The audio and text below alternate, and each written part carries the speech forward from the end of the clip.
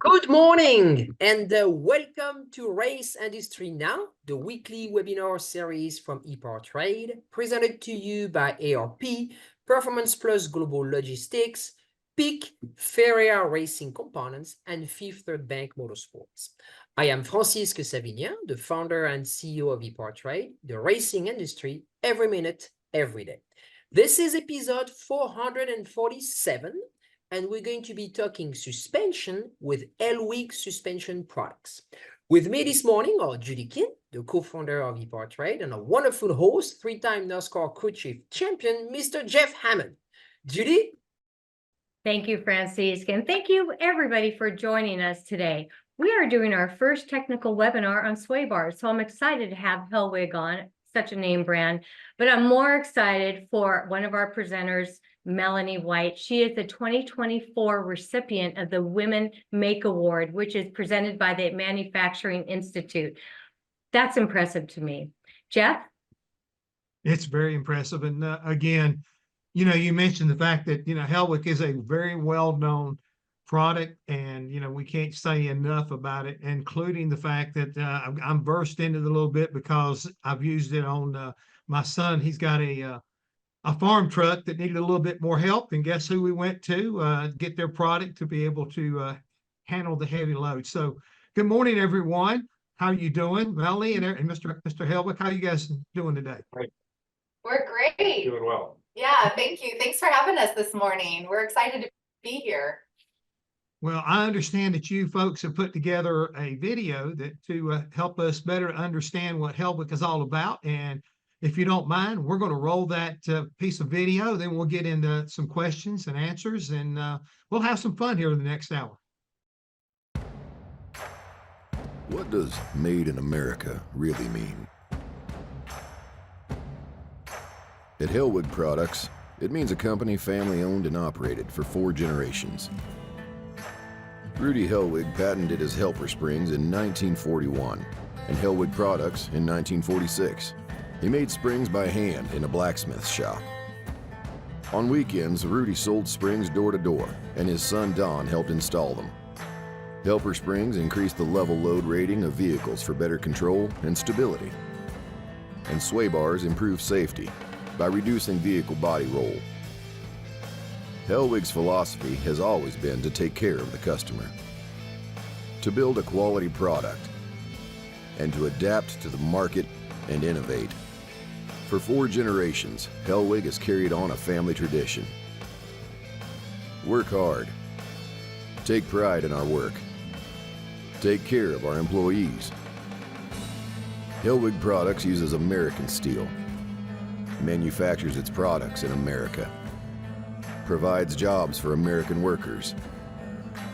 Made in America is more than a slogan. It's a philosophy, a way of doing business, a work ethic,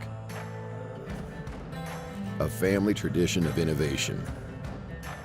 Proudly made in America since 1946.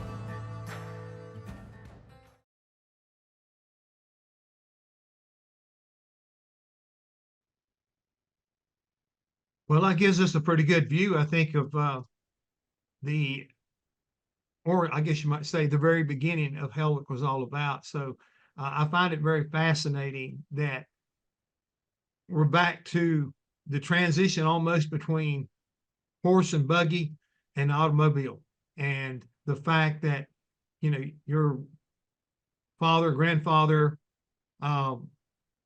was like a blacksmith, and my son-in-law's a blacksmith, so I really get a big kick out of being around blacksmiths and what they can do and what their mindset is about what you can do with steel. And Melanie, I don't know what led you down each path you folks have taken, but each one has been successful and has always improved our community as far as, the trucks and other types of industries benefit from y'all's products.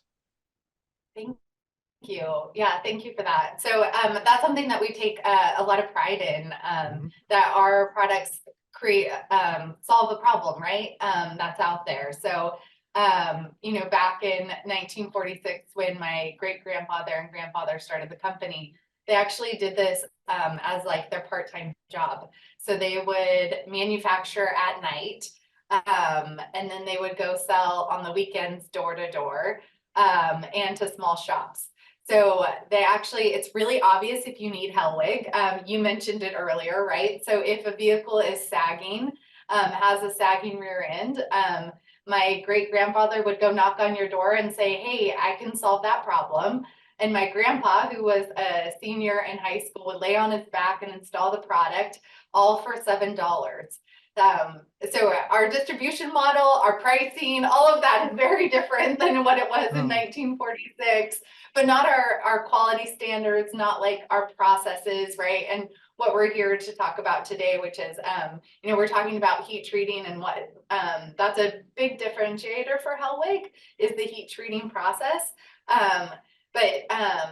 So that we want to talk about that, but we had started with helper springs in 1946, and then in the 60s we added sway bars, and our products go from, we take care of the aftermarket, but we also are a solution in the OE world, as well as we do some private label too.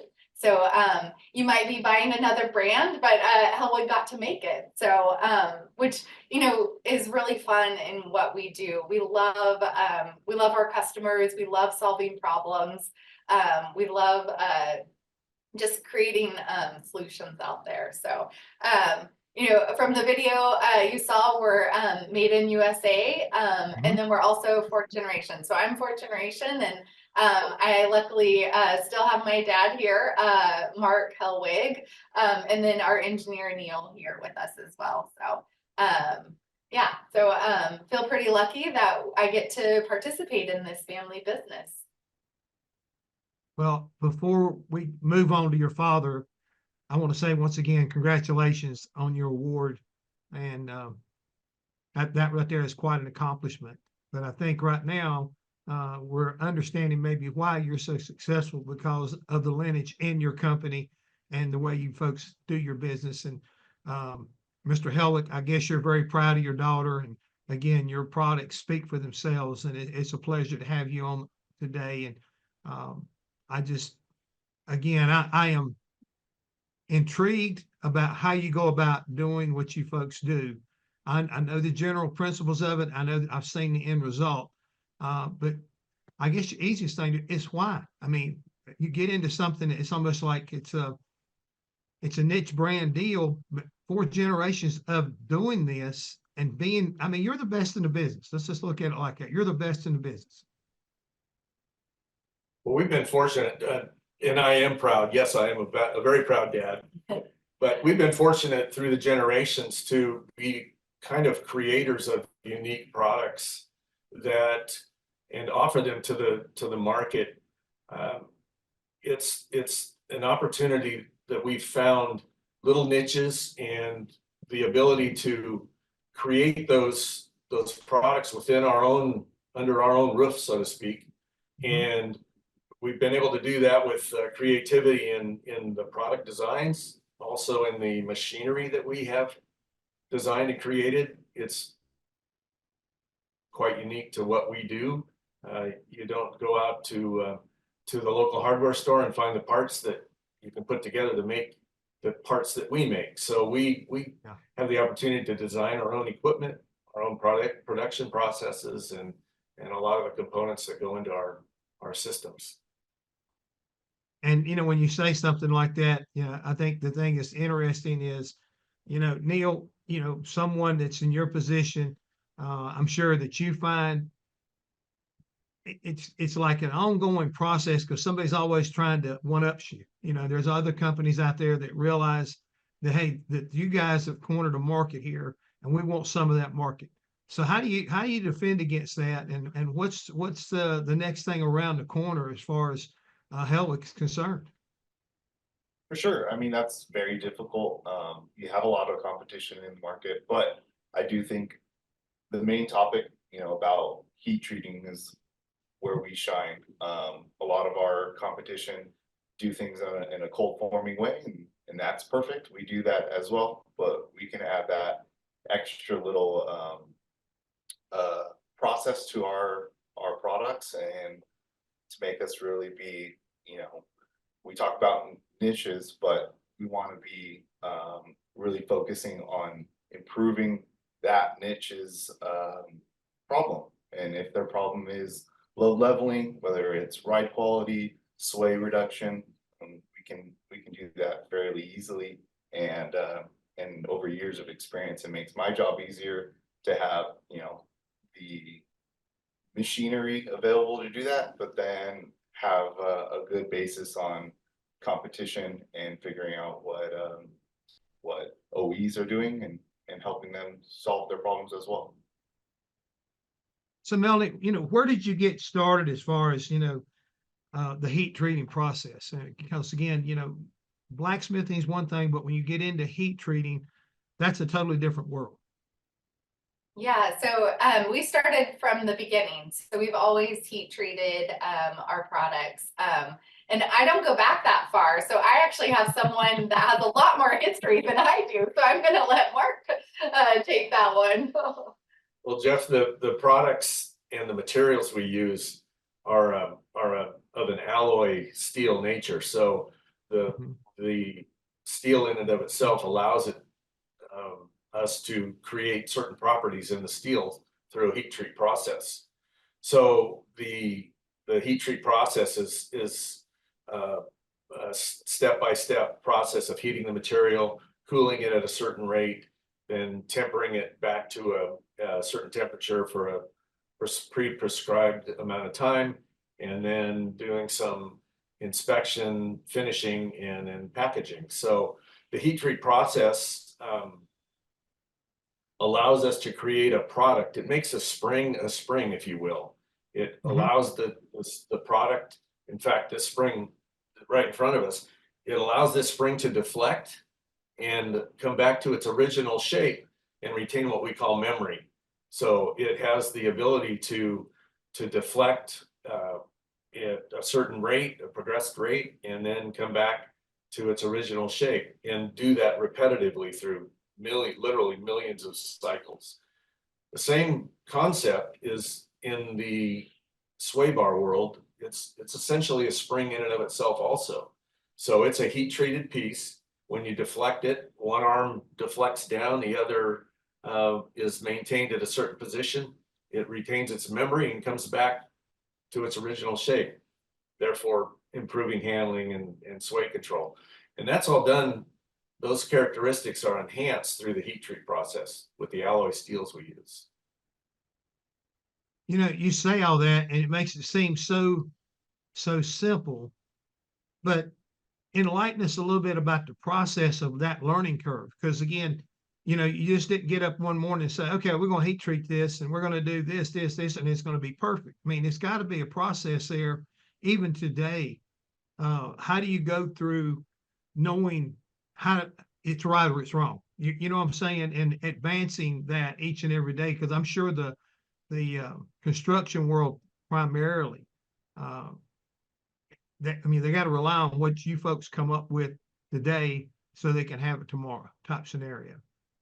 Well, metallurgy is really a science, and it's a very broad science that goes into, like you said, the construction industry. Structural steels are different than the alloy steels that we use, that are different from the stainless steels than any of the other high alloys and specific specialty steels.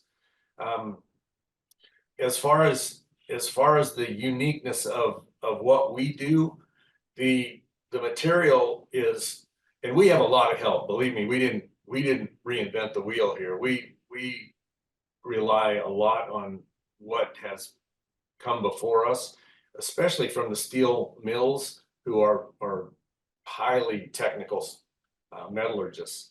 So once we decide the characteristic of the material and the product that we want to use, then we actually identify a specific alloy through the SAE, Society of Automotive Engineers, prescribe different alloy steels. Our particular alloy in the flat products, what we call the flat products, the leaf springs, is 5160. And that particular material is designed to go through a heating process. In our case, we heat the part, form it into a shape. You can see some uniqueness to this particular shape. We form that shape, then it goes into a petroleum-based oil. So that oil has a chemistry to it that creates a certain amount of dissipation of heat. It draws the heat out of that steel at a very specific rate. Not to get too deep in the weeds, but steel has a grain just like you would see grain in a piece of wood. So that grain structure through the heat treat process, we refine through each step of our process. So the initial quenching, we call it, of the hot part into the oil creates a very tight grain structure. Once that part is cooled, we like to get it cooled below 200 degrees. Then we introduce it into a tempering process. And that tempering process allows that grain structure to kind of relax, but not so far that if the part is deflected, that it will bend, but retain that memory that I spoke of earlier. So the process is highly technical, but I try to put it in simplest terms of the way people can relate to the grain structure in a piece of wood is very similar in visualization to the grain structure in a piece of steel that's heat treated.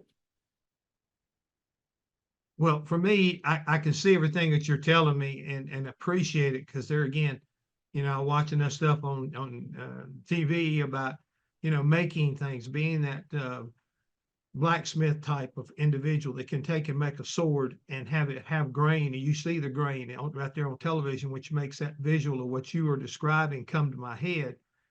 But yet it's just still amazing that that you got the right steel, heated up at the right temperature, and then quenched in the right steps to achieve what you've got in front of you.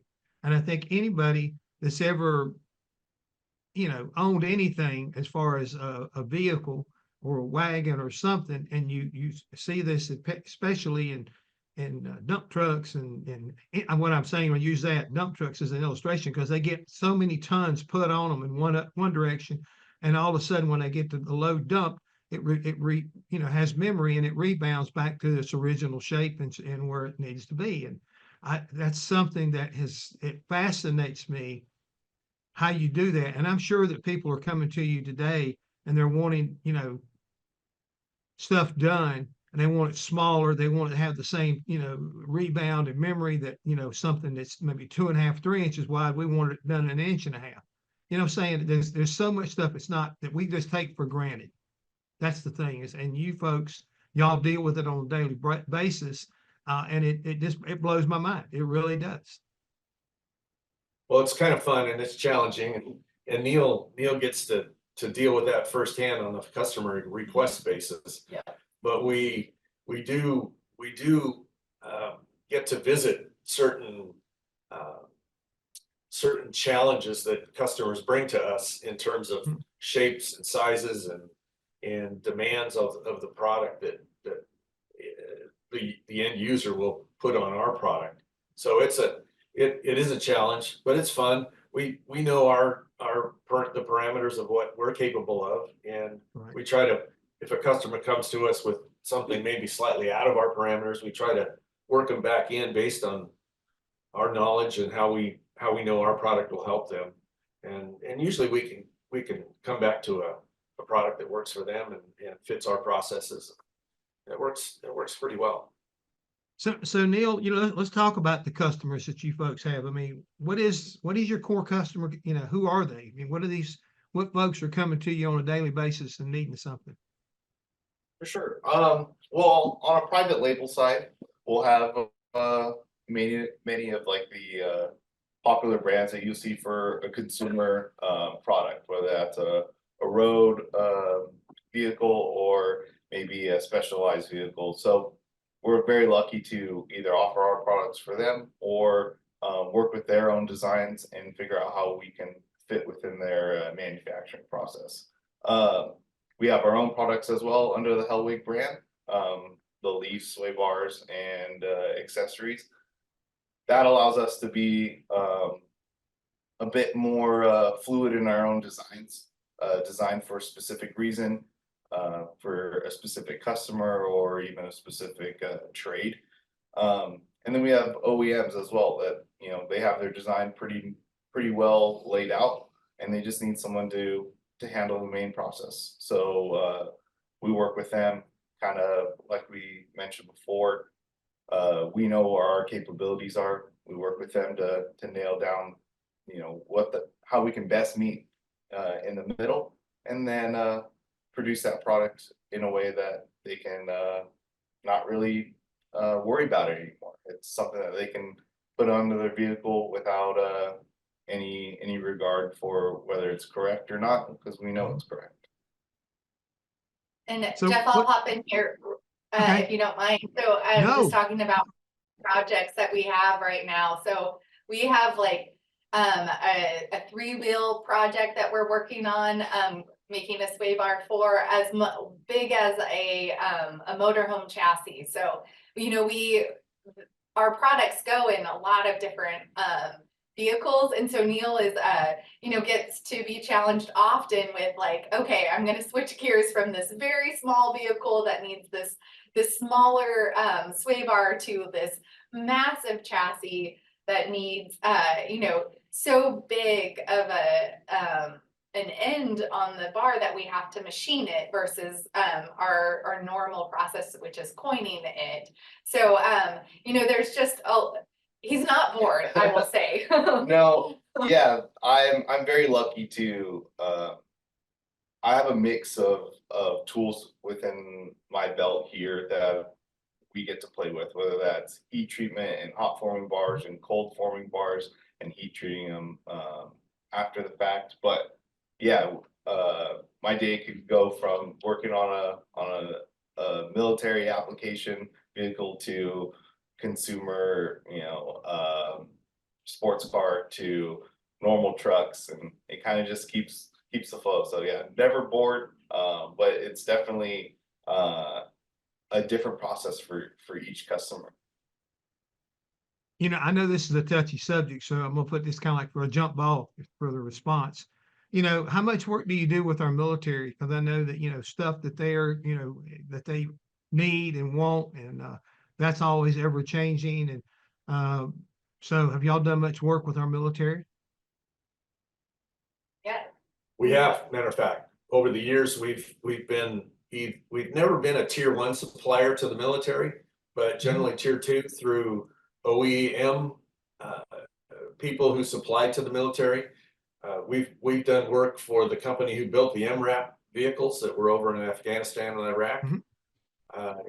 And all the way through, we did some work on a Humvee retrofit program. The military went through a recapitalization program for Humvees. We went through that process. So we've had a mix of different opportunities with the military. We've done quite a bit of prototype work. Some comes to fruition, some does not, but we were engaged with the military often. Melanie's attended a few of the military shows that the military buyers attend, and so we've exposed ourselves to that industry also. And I think that's one of the reasons. One of my favorite yeah. No, I was gonna say, I'm like you. One of the just favorite right. projects that we did. Go ahead. Sorry, we keep bumping into No, each it's other. okay. I was We got excited just to that share little second delay.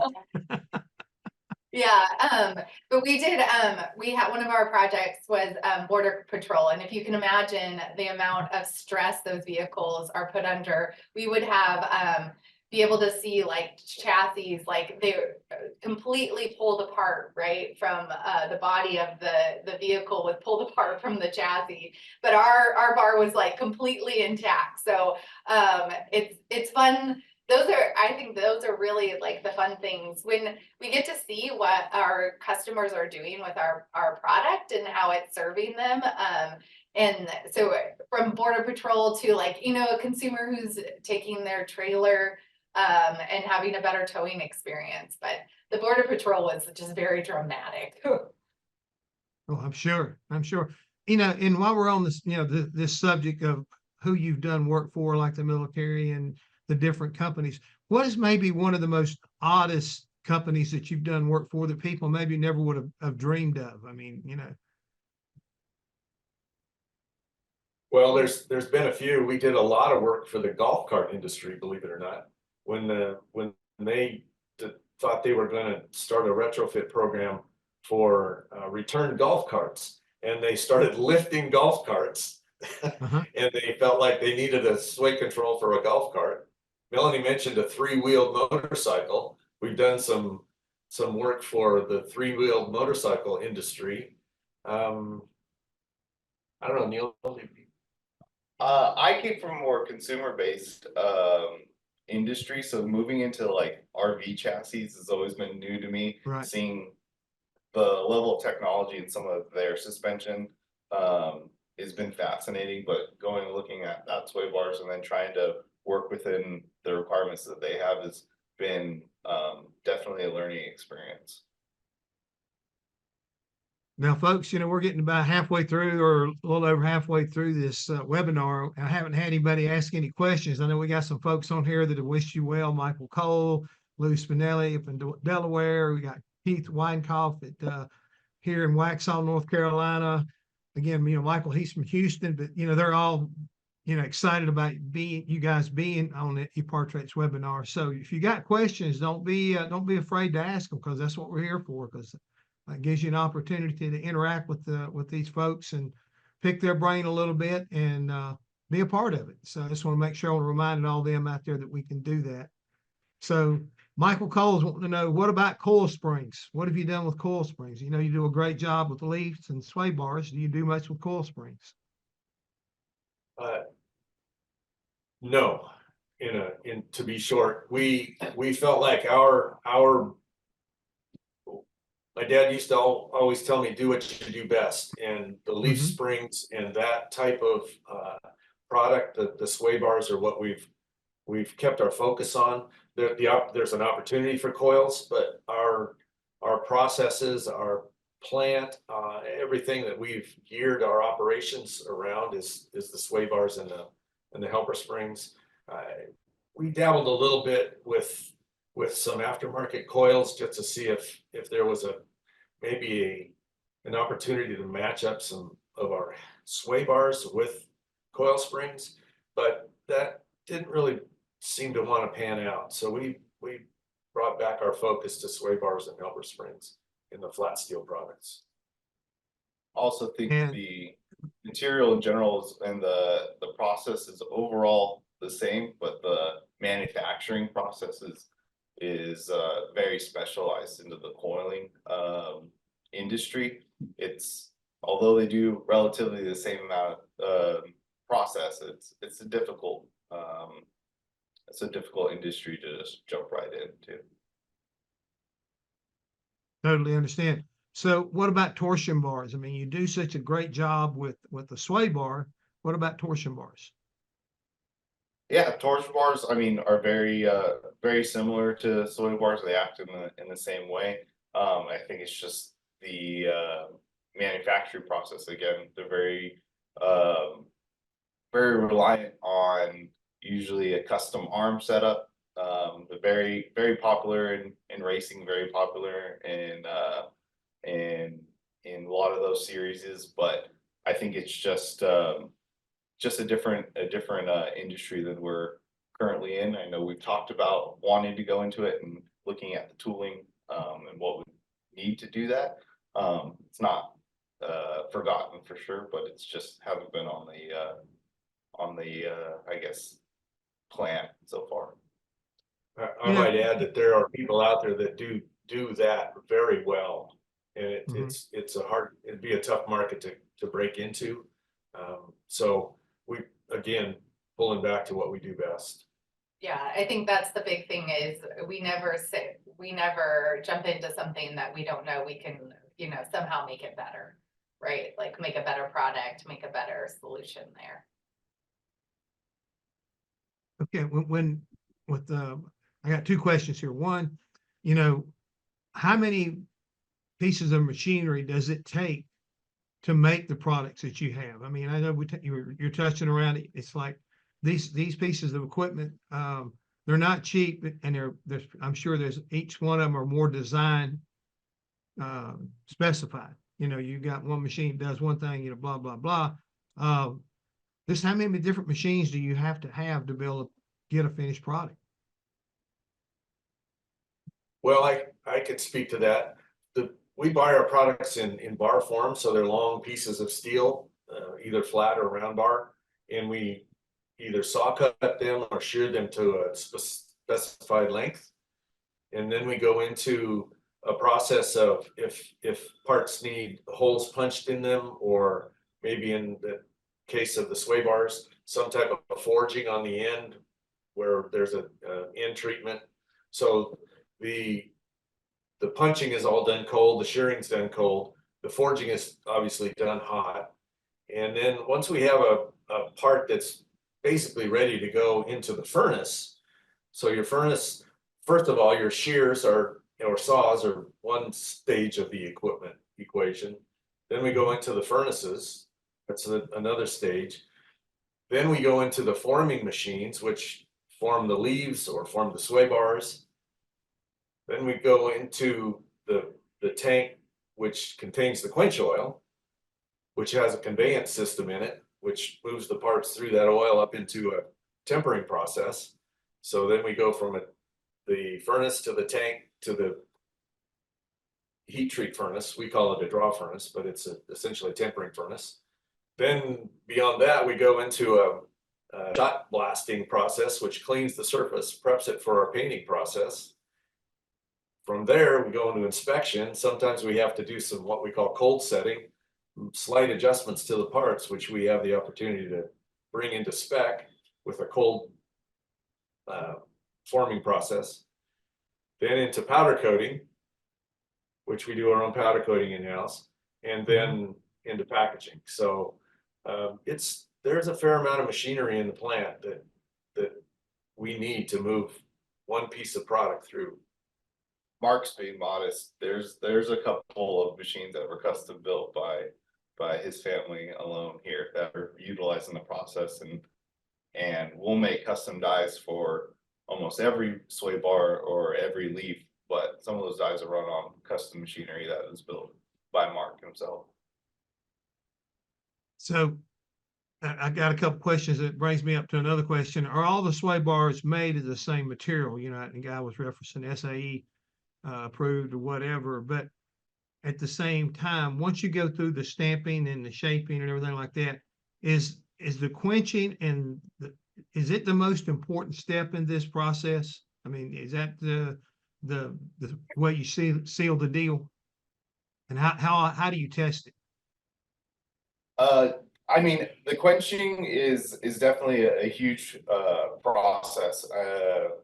When we hot form, we get to have that ability for the material to be in a plastic state before melting, but post like elastic state, and that quenching locks that bar into place. But I believe the heat treatment and the tempering process is probably the most important. After quenching, similar to like knife making, it's very strong, very resilient, but it's also fairly brittle in some aspects. So that quenching imbues some properties in it that we don't want. When we end up tempering it through our grieving process, we're keeping that strength, we're keeping that resilience, but we're also adding ductility into the part and allowing that part to be able to be flexed and go back into this position. We're relieving some of the internal stresses within the bar from the forming process, from the quenching process. So in my eyes, that tempering process is really what brings that bar to be a sway bar, or that leaf to be a leaf spring. And Michael wants to know, he knows you make sway bars. Do you make the end links? And he also wanted to know, have you ever looked at cryo treatment? we do make inlinks for our kits, and sometimes we are requested to make inlinks for the OE applications and different requirements of our customers. So yes, we do make inlinks. The cryo treatment, no. Well, I can say that when Neil mentioned that we make our own tool and die equipment for processes that we do in-house, and I have had those dies, which are highly stressed pieces of steel, I have had them cryo treated for durability and abrasion resistance. So, but not in any of our products, only in our tooling. We still got questions coming in, and Lewis wants to know, how do you avoid supply issues that hamper so many others? I mean, how do you keep up with, I guess, the need? That's a good question. I mean, I think we all saw that in 2020, right? Like the supply issues, and they definitely affected us. We've adjusted. We're keeping more inventory. I remember, you know, my grandpa would come through here and be gobsmacked about how much steel we would have on the floor, but we needed it at the time, right? Because we needed to take care of our customers. And because of the lead times were so significant. But supply chain has gotten a little bit better for us there. And then the other is like, we've been in business since 1946. So we have these very long standing relationships that have helped us. And I mean, I think we all know this, right? In racing and everything in business, it's, you know, it's, when people say, oh, it's just business, it's like, yes, and it's relationships. So I think that's we've had these relationships that we've leaned on, you know, hey, we need help. Like, how do I make sure that I'm getting steel here every week for my products? And, you know, they're willing to work with us and tell us how to make that happen. Russell wants to know, he said, I may have missed this earlier, and I think you did touch on it, Mr. Hellwig, about the fact of OEMs, you know, using products for their vehicles. I mean, y'all have had a relationship with that, and I guess continue to have a relationship. But did I understand that correctly? Yes, you did. We don't supply directly to what we call the big three, but our OE opportunities are in the business class chassis building. So if you see a lot of delivery vans around, everyone sees the brown UPS trucks running around. Those UPS trucks have our sway bars on them. So those are the opportunities we've been able to develop with our partnerships in the OE world. Well, Melanie, one of the questions that I had earlier, and I don't want to skip over it, and they were wondering, you know, 1941 through not, you know, getting you really up and going by 1946, this longevity, where do you see your company, where do you see your business as a whole in the next 10 or 20 years? Yeah, that's a great question. You know, I think that's we've spent a lot of time there. We'll be able to continue to serve the aftermarket, and I think that's really big for us. It's where we got started, but I also I think some of that, like military and OE work, is also a huge benefit. I was in DC last week, and there was an Oshkosh fire truck, and it's one that's normally only at airports.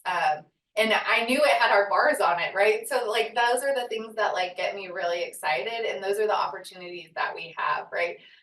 So it was Marine One had just landed, and so the fire truck was there to support. Like, it's amazing what happens around DC, right?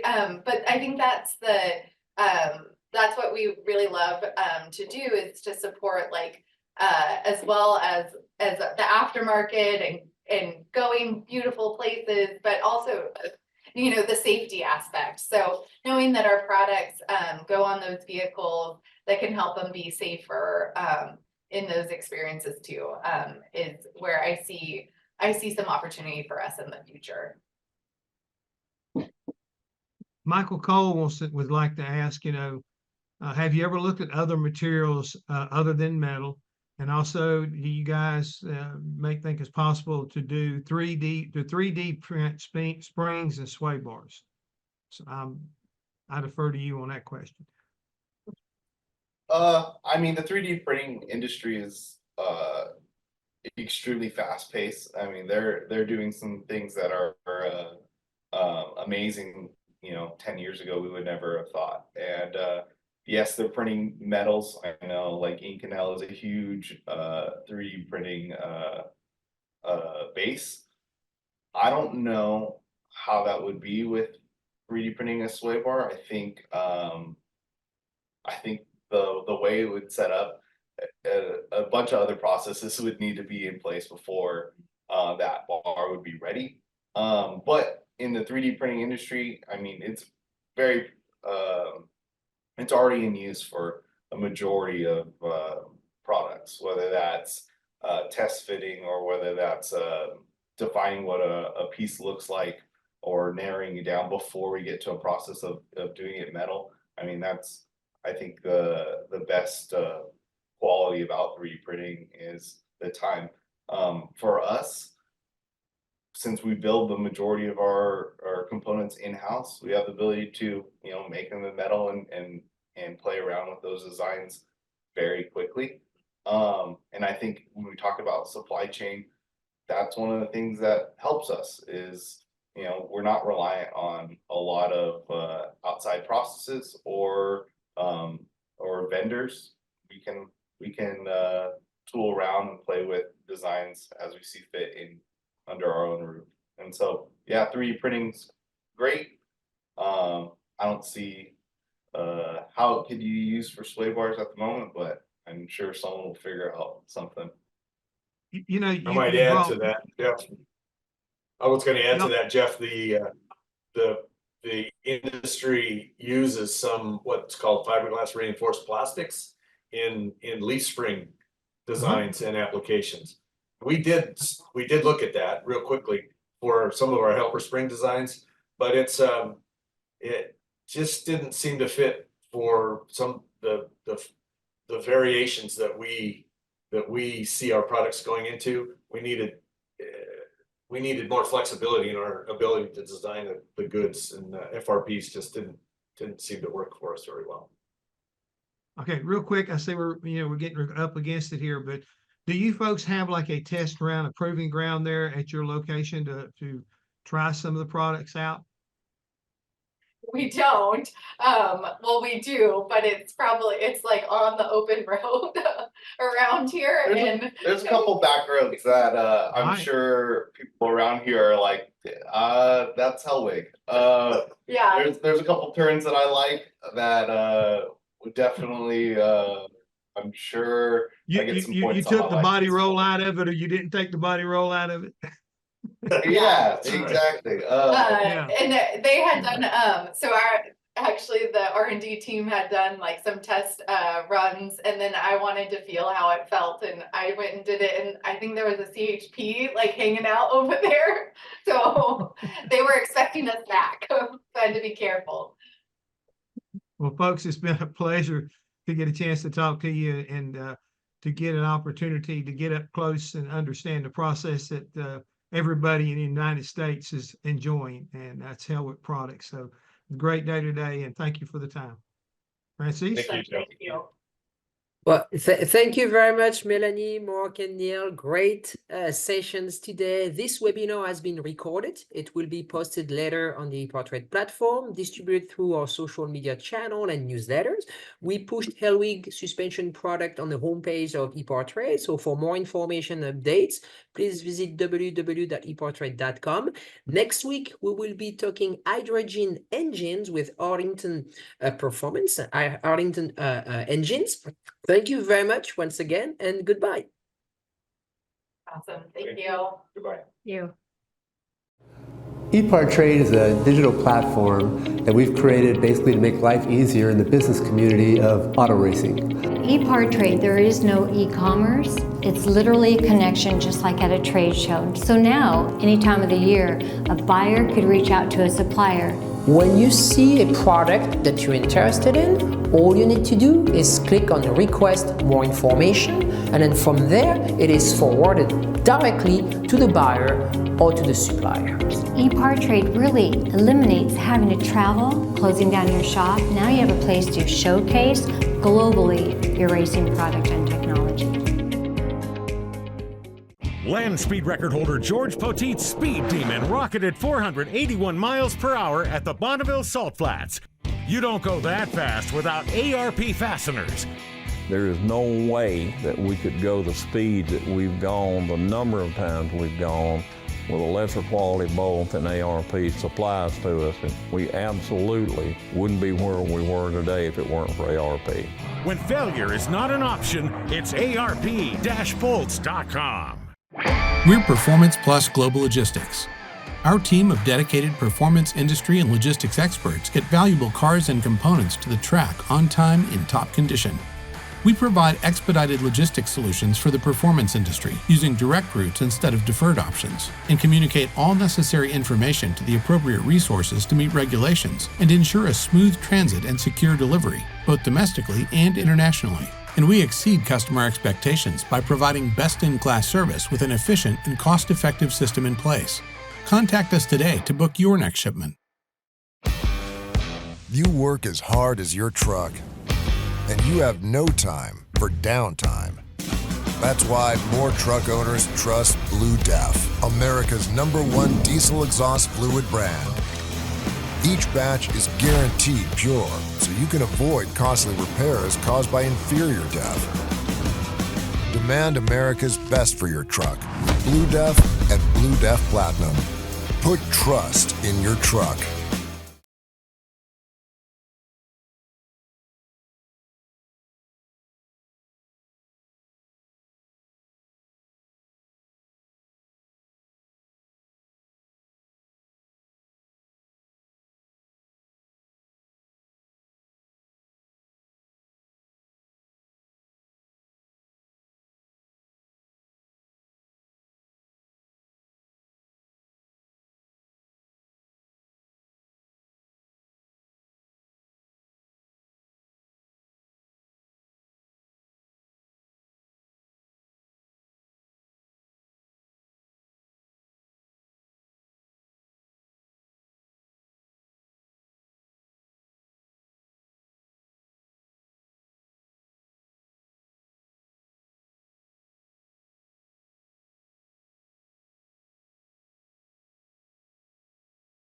Where will you find Ferrea racing components? Circle track, drag racing, and any top race shop. In every form of motorsports competition, our valves and valve train components deliver race-proven design and technology. And we've brought that same performance to our street applications as well. We're backed by 5 decades of experience, an extensive range of off-the-shelf components, and our custom valve department has the fastest turnaround times in the industry. Ferrea Racing Components. Stand with us or race against us.